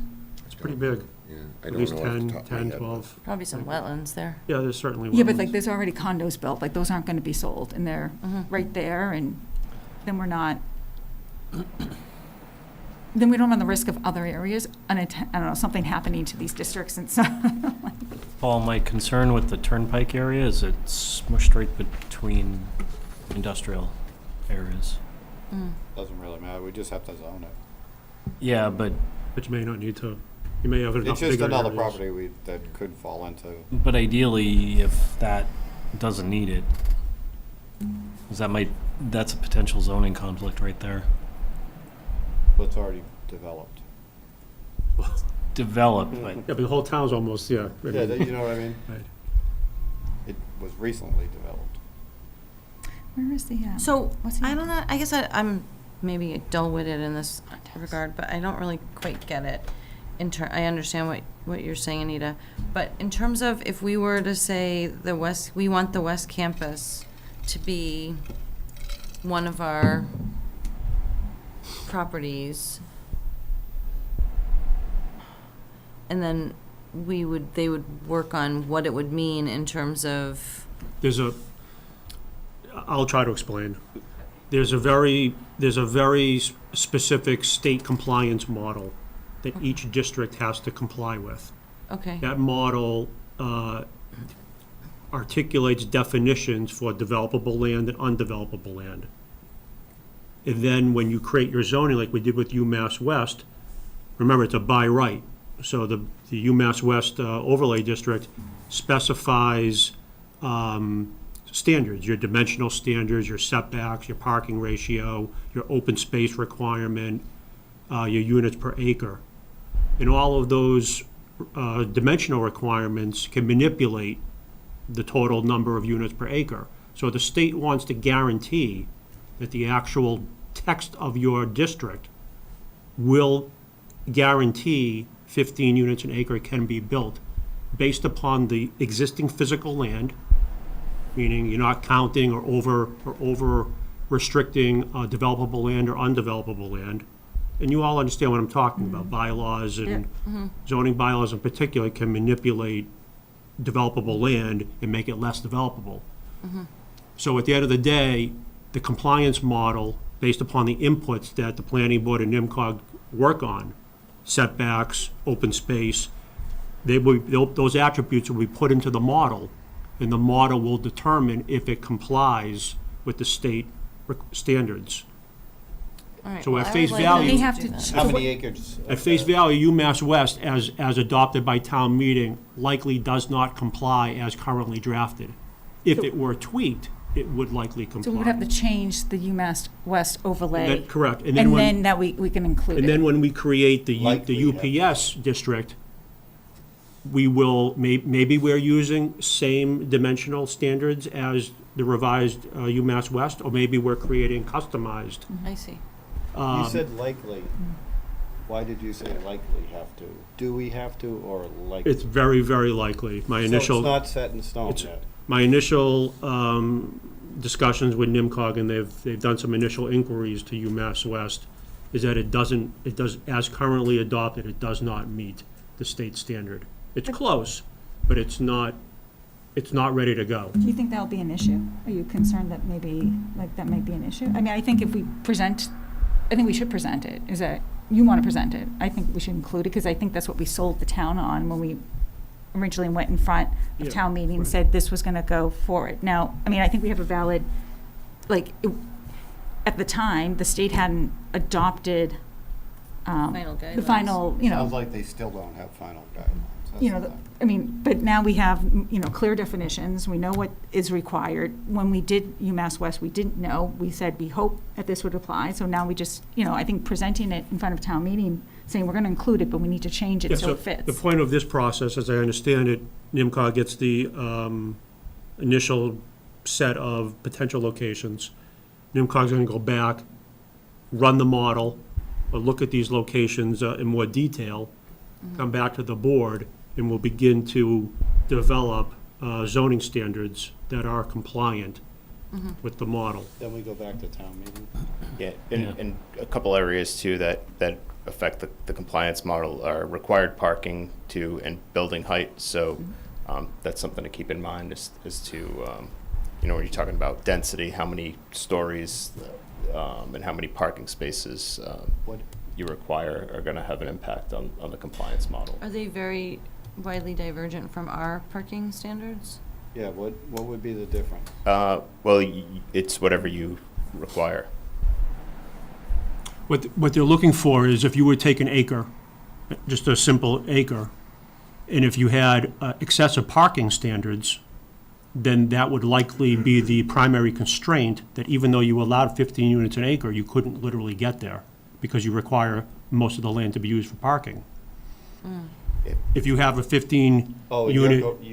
they're going through all that. Yes, yes, if you Wow. allow 15 units an acre, With that. but your FAR, or your lot coverage, I or see. your maximum height Like, are restrictive, mathematically, you couldn't get to 15 units an I acre. see. So that's what the state's compliance model is in place for. I They see. know that if communities are left on their own device, we'll try to they'll work say around 15 it. units an Yeah. acre, but they add in all, you can't use 100% of the wetlands towards lot area. You gotta have 4 spaces per unit. It can be no more than 2 stories in height. So the state wants to guarantee, because it's by right, that if it's zoned and someone can untangle, per Anita's example, if someone's able to legally untangle existing development, when they come in to the planning board, they know that they comply. It's not debatable. It's I see. by right. It's by right. You comply, it's by right, right. Can you add 88-307-1? What's that? It's right across from UPS. It's a condo house. complex. The River Meadow? Is it River Meadow? I believe it's just known as the Meadows, but we could check into it. I thought it was the Armstrong house. So, another part of this is, this has to go before town meeting, so you have to think about how it's going to be prepared for town meeting. We intend to come up with a list of frequently asked questions for you, that if your constituents have, it'll help you be prepared to answer the questions. And if you can think of any questions now that you want us to look into and provide you answers for, earlier on in the process, we'd be happy to do that for you. All right. I think the other item, you may have been on your list here, is discussion on process. Yep. Timeline. Process. So the board is free and clear to continue to be the primary forum, engaging directly with NIMCOG. You can also, as part of your process, bring in stakeholders or reach out to stakeholders. You could appoint a subcommittee. You could, invite certain committees and boards and town officials to participate in this process. I think that all depends on what your strategy is, what your proposal is. Anita's mentioned potential school impacts, but her strategy kind of addresses that.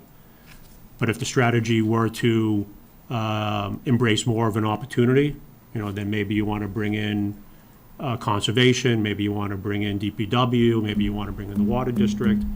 Again, if you're going to embrace the opportunity of providing a real potential, then you would likely need to do a bit more homework, so to speak. But if the board embraces Anita's strategy, then it likely is a bit more straightforward. It's more of an exercise for the sake of complying than embracing the opportunity to provide, housing. Well, I think we might want to do both. Yeah, And so I think that's part of tonight's discussion, is as you're identifying locations, to what extent is there a real opportunity for redevelopment? Most of the sites we've talked about today are difficult to untangle. There's a lot of hoops and barriers to freeing up those properties for development. So we should really think about where. Well, if again, what's the town strategy? What's the board strategy? if I we think so. did want to, Yeah. I Then would love to you're- redevelop UPS. That's not no, but if necessarily. we did want to find housing, given that we're not expecting UPS to move out next year, if we did want to think about creating more housing, and I know you don't really want that, but are there any places that we might want to think about? So for me, the question is less about do we want to find more housing, it's do we want to use this mechanism to find that housing? Or find another mechanism that we have more control over? That's a good point. That's a great point. Yeah. Because Because this is a this state mandated. This is getting mandated Yeah. right now. State-controlled mechanism. I'm not sure that if we want to use this for finding more housing, that we would have a lot of control over it, or any control over it. Yeah. So I would rather for this process, meet the requirements, so that it doesn't do more damage to the town. And then if we want to find more housing, then find it another way that we have control over. I do want to find more housing, by the way, but yeah, I like having more control. And I think you're right. I think it's handing all that control over to the state. Yeah. And I think that, for me, the process should be very public-oriented, because we do have to pass this at town meeting. And I think that the more public input and the more public participation we have, the more chances we have of passing whatever it is at town meeting. It's going to be a difficult one, though, because a great deal of the stuff that people will want to discuss in detail will be stuff that's out of our control. Right, right. You know, But I Those think were the just- emails we You know, were getting. don't ask people for their opinions unless you're prepared to do something with their answers. Or But, explain why it's out of our control. but I think it's easier to that- explain why yeah. in can smaller try. forms than it is at town meeting, Yeah. right? Yeah, no, you definitely want to do it But here. that goes before to my town meeting. point, is that And that's when we we wanna open be up the clear as public to what- discussion, which is in the plan, right? we want to be clear as to what we want to do with When would you this. think we should do that, open up for public input? Before I answer that, if I asked Evan to put this slide back up because it's very helpful. First of all, this discussion is really helpful. And I also appreciate the things that you're raising as concerns or the kind of areas where there might be some issues as we keep this conversation rolling. These potential district locations actually came from the action plan that was submitted in January, at the end of January, to the state. And I want to ask you all the question. You gave us a number of, very specific locations. One of them is actually on the map. But would it be wise to also look at some of these other locations for that capacity, or for other, sort of scenarios, if you will, sort of the way that I've been phrasing it? And there are a number of things that are sort of, if you can see them all, I can't name all the locations, but you could. Yeah, I can't see them. Evan? When you say look at these locations, This you is mean north- look at that entire space as, Look at the zoning in particular. So like one of the zoning districts that's noted up here, the residential multifamily zoning district in yellow. We already talked about the UMass West. And then there's the community enhancement and investment overlay district. And some of that we also you alluded to potentially some parts of that, I think on Littleton Road specifically, but would that expanse cover that district? I'm just trying to get a sense of, because when we go back to, You got that from the master plan, for the most part? and also what was filed through the action plan to So I the think state. like UMass West is in one of those little It's right here. black Yes. circle. Yeah, there's, the UMass West is up there, but Right, there's and two other districts that are noted up there that are areas that you, in your action plan that you filed with the state, when you were talking about how you were going to kind of move forward with MBTA communities and the zoning process, these two other areas that we've highlighted on the map are areas you might want to explore. You said you might want to explore. And I just want to confirm, are they actually areas you want us to explore, I or? don't know that they were not? aspirational. I think they were more Maybe. an abstraction. With the RM, I mean, RM, I think, is one of those, it Okay. fits Anita's framework. Most of the RMs in town are already built. Right. So that may be, all of these, the North Chelmsford District, the UMass West District, Littleton Road District, all have portions of RM in them. Can't see it. Is that like Industrial Lab in Drum Hill then, I guess? so in my opinion, I would not want to designate an entire section like that, Neither would I. because we've got way too many zoning conflicts in many of those areas. And to me, that would make things worse. Okay. What about let's just skip over that, Evan, the community enhancement and investment overlay district. And we can't see your mouse anyway, so. Oh. Yeah, it doesn't show up on the screen for some So reason. that's an overlay to any existing commercial zoning district? It's basically the hatched part of Correct. the No, map. I have, Yeah, I'm it was absolutely against never that. intended, the action plan was never intended to look at it in its totality, Yeah, but maybe there were areas within Within the existing commercial districts. okay. Right And on that's what I wanted to 129. clarify. Right on I needed the 129. clarification for us to move. And again, forward for the board, analysis. this all speaks to, the missing middle. So for example, if the community or the board said, we want to use this opportunity to provide smaller housing units within the North, Vinyl Square and Center Village, then you could point to an example of a missing middle typology, and you could zone for that in that particular district, as opposed to a different housing type on Littleton Road, or a different housing type on UPS. All within the context of the spirit and intent is trying to create neighborhoods, Right. or Well, like, or strengthen existing I neighborhoods. had said once before, and I don't know what the context was, that, we have the places next to UMass that are for senior over 55, those homes that are of a certain type, and they're in neighborhoods. And I've often wondered, why can't we have that, like small houses on cul-de-sacs in neighborhoods that's for single families, but that are built in a more dense. Very, very hard to get to 15 an acre that way. Well, I'm not saying Oh, that. when- I'm when- talking That's when that they're- we can all do your for f- zoning, to your Yeah. point, to Right. provide more housing, like, that's a different, like, Right. No, I understand. It wouldn't be in complying with yeah.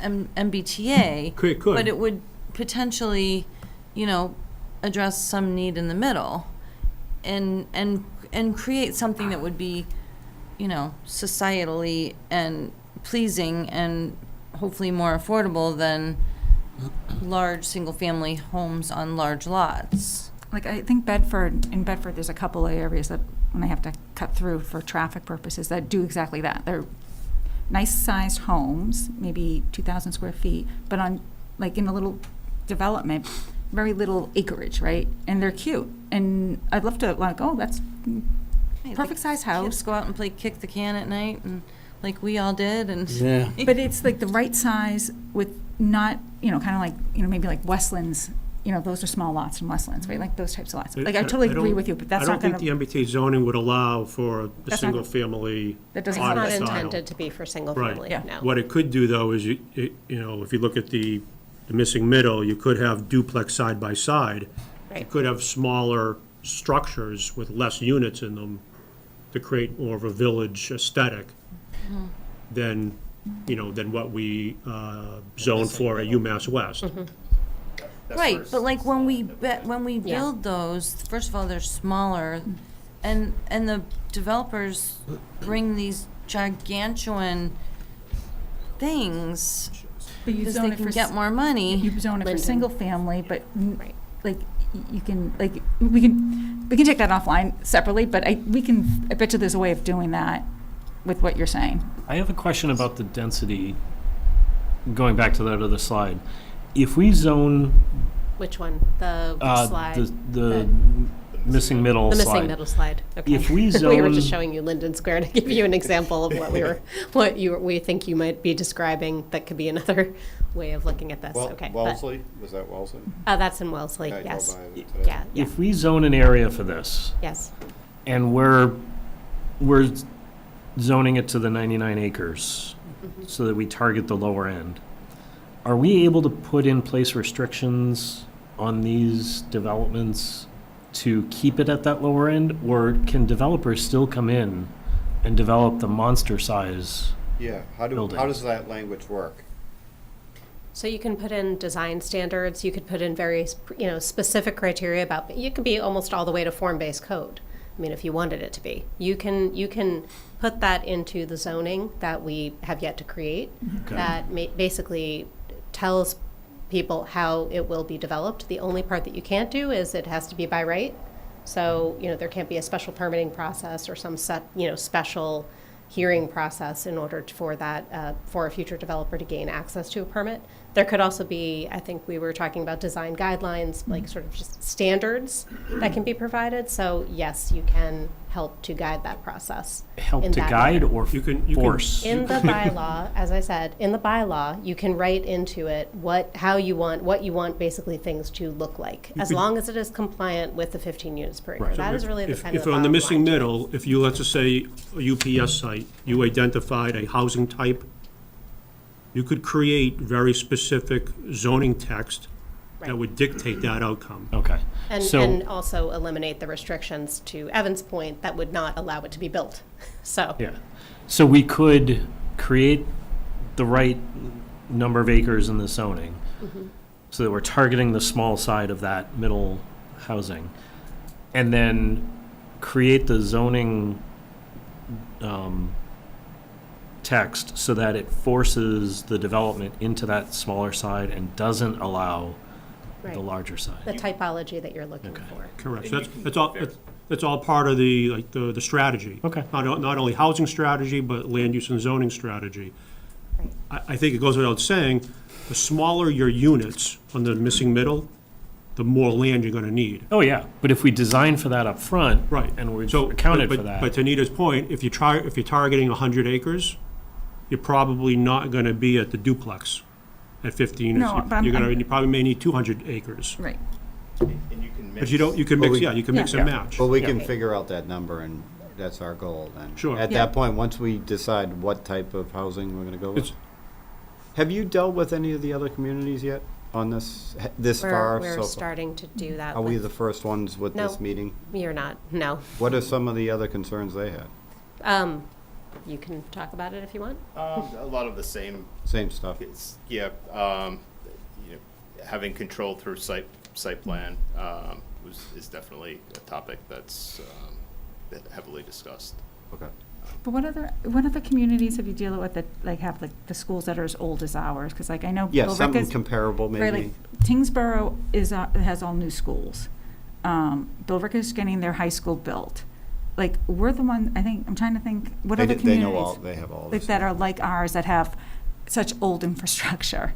I think a lot of the communities feel as though they have old infrastructure or other infrastructure or capacity issues. So I don't think that that's unique to Chelmsford, actually. And Okay.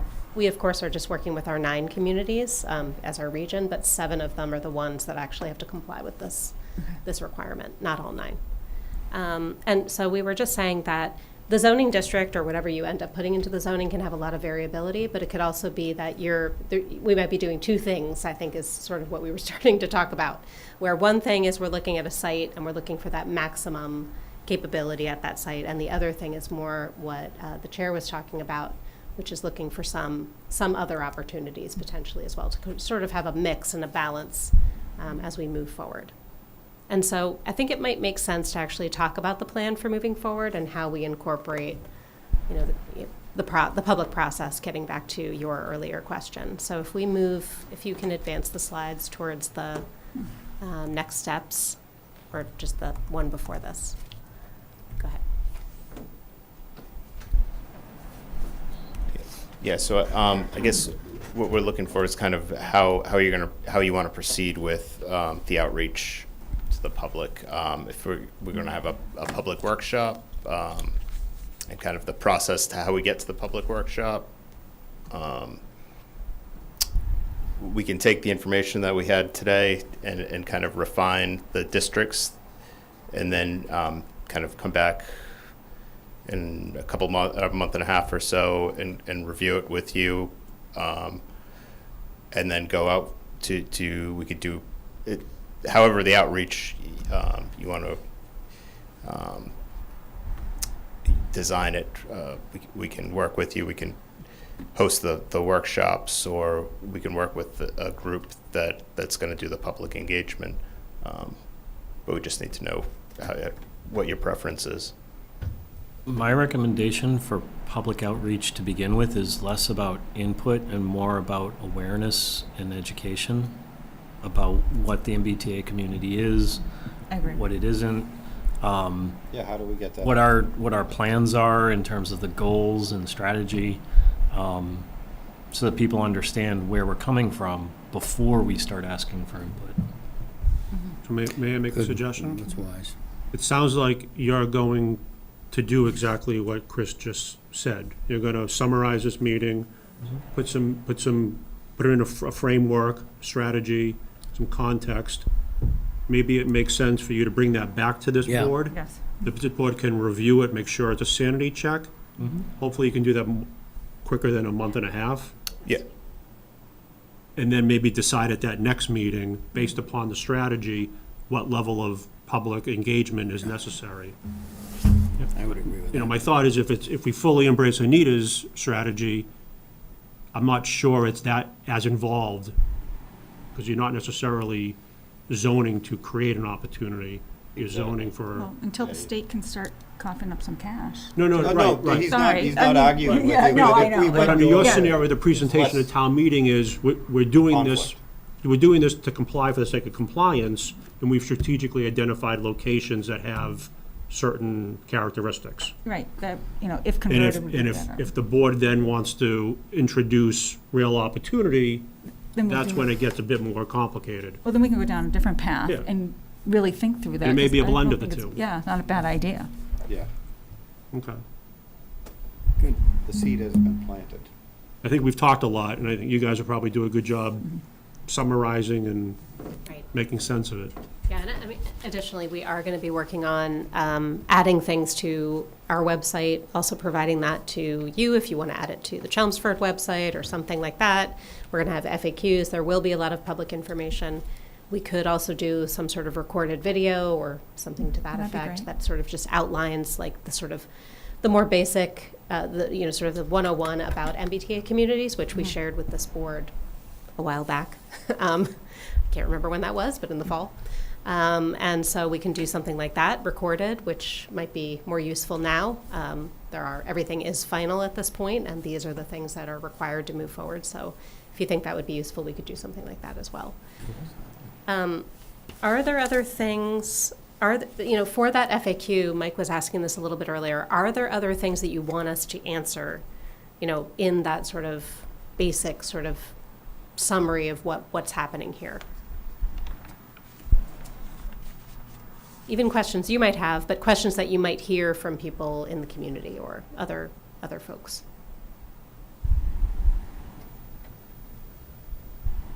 I think it's really going to depend on the strategy. No, but it may be good to list Just sort of the our basics. state reps, names and numbers, in case when people start complaining about this, we'll let you Well, know. I think people are gonna complain, they think it's gonna be lower income housing, Yeah. that's the misconception of this whole thing, I think. The type of housing. Yeah, Okay. yeah, I think trying to clarify that a little bit, maybe, I don't know how you do that, but. We can do that, yeah. Is this an open session? No. Just a presentation? Maybe answering Chris's question about to what extent is there local control? What level of detail and Okay, yes. predictability How can you that goes, provide? yeah. Sure. Because I'm still confused a little bit. And We how- can- we and can how- and clarify. how would you go We'll about put that doing in. it? In a clearer format for you. Yeah. Because unfortunately, by right has been described over the years as I you have, understand. you, Yes. We will make that very clear. And there's also, it's actually defined in the law, which makes it a little bit easier, but still probably leads to some ambiguity. So we'll try our best to make that very finite. And maybe just for the FAQ list, could I suggest having something like, just, why is this required? And Certainly. cite the law, and then Basic. what are the consequences if the town does not comply with this in Certainly. simple language that, We can provide information about the Attorney General's letter to communities, for example. Absolutely. And we can also talk about what is an MBTA community, like sort of those basics, some of the things Yeah. that we were asking and talking about earlier. And maybe go through the numbers of the housing shortage also. Okay, Like describe why Baker did that, or whoever did. yeah. excellent. I think we covered a I lot think so, tonight. yes, yeah. That was really very helpful. And of So- course, if you think of other things, This is an ancillary question, but as part of this MBTA Communities program, or whatever you want to call it, law, I guess, is there any thought of dramatic MBTA improvements? there could be. I hope there are. I mean, there's certainly, I think It our seems like current a governor and logical administration is follow-on. talking about ways to increase funding for the regional transit authorities across the state. There's also certainly a lot of talk about MassDOT and future funding. There's a lot of funding at the federal level, and the state is trying to find every single creative way to find how we can utilize that and leverage it, and creating new vehicles in order for that to happen. Vehicles to get the money, Yeah. not more And what cars. about the sewer capacity, too? Like, Yeah, especially and that's a big issue. similarly on the other side of this, I think that there's a lot of discussions about infrastructure, both in our region and also at the state level, to solve for and address some of the issues of local capacity and also water quality. So I think all of those things are possible. Honestly, I think the key part that everybody is looking for is how will communities zone? What will they do? What will they be thinking? And how does that intersect with the economic development and transportation opportunities and our workforce? We have tremendous workforce issues and needs, as well as transportation needs and housing needs. So that's what the state has been hearing actually throughout the entire Commonwealth. So but everything you're saying is, I know, on the minds of our state reps and others. So, but I don't know at this moment in time. What kinds of investments will be made kind of depends upon where we zone and what we intend to do. And if it looks like it could have a dramatic benefit or impact, then maybe there's some opportunity to make changes. So I'll work with NIMCOG, and then we'll get this back in front of the board, hopefully sooner than later. We'll find a time in your Right. July meeting. Do you have a July meeting? Likely one, either the first or the We haven't second. discussed that yet, but I think we should next. I mean, if you have a meeting date that we can decide tonight, I think that would actually be better, so we can leave here with an end point in mind and Either plan for that. July 12th and/or the 26th. 12th or the 26th. You want the 12th? Yeah, let's do the 12th. Maybe we should give them to the 26th so they have a little more time. I will not be here on the 26th. Okay. I think we could do the 12th. Okay. So That why makes don't- sense. Let's do the 12th. Why don't we take the 12th? And you could do it earlier.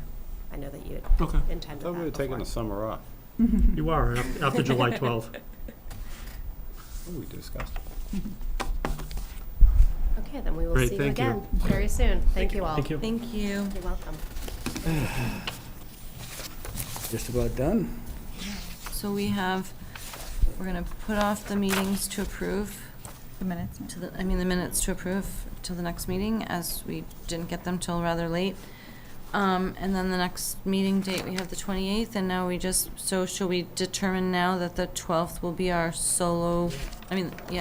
will be our single meeting in July? Is everyone okay with that? And how does our schedule look for, July.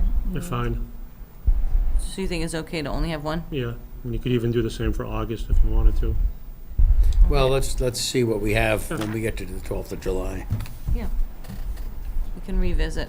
What's on the 28th, coming in on the 28th? Nothing new that I can think of. So it'll be your continued off turnpike deliberations or ratification, review 11 School Street decision, and then maybe a couple other items. Minutes, and then Yeah. if something else Yeah. comes forth. Policy discussion. Policy Policy discussion. And then don't forget, you have the joint meeting with the Select Board on the 26th to fill the opening, the full member. So, it wasn't on the agenda, but could we just, maybe as new business, which is also not on the agenda, can we also talk about the process? Like, so we're having a combined meeting, is there a posting somewhere? Yeah, so at Monday night's past Select Board meeting, the official notification took place, so that initiated the process, which is the legal requirement. So that joint meeting notification has gone out for June 26th, joint meeting, Planning Board, Select Board. The public's been notified if they're interested to express interest, fill out the form, attend if you're able to. And on the 26th, both the Select Board and Planning Board will likely hear from interested candidates if they're present. There may be some resumes or letters of interest where people aren't present. And then literally, both boards will take a vote. Will That nominate night. and take a vote, yeah. Okay, so that That's the position will goal, be to do hopefully it filled. that night. And is there a deadline for people to express their interest? I don't believe there is. Okay. As you know, that agenda, that's a regular Select Board meeting night. Their agendas get posted Thursday.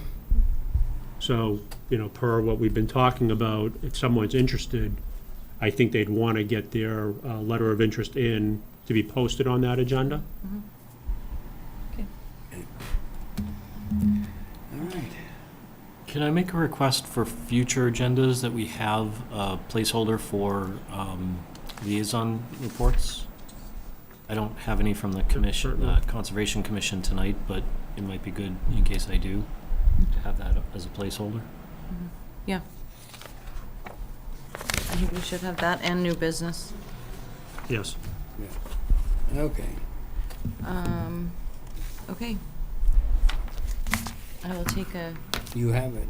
wait, A can you, motion? can you, Motion to adjourn? Yes. I'll make a motion to adjourn. I'll second. all in favor? Aye. Aye. Good.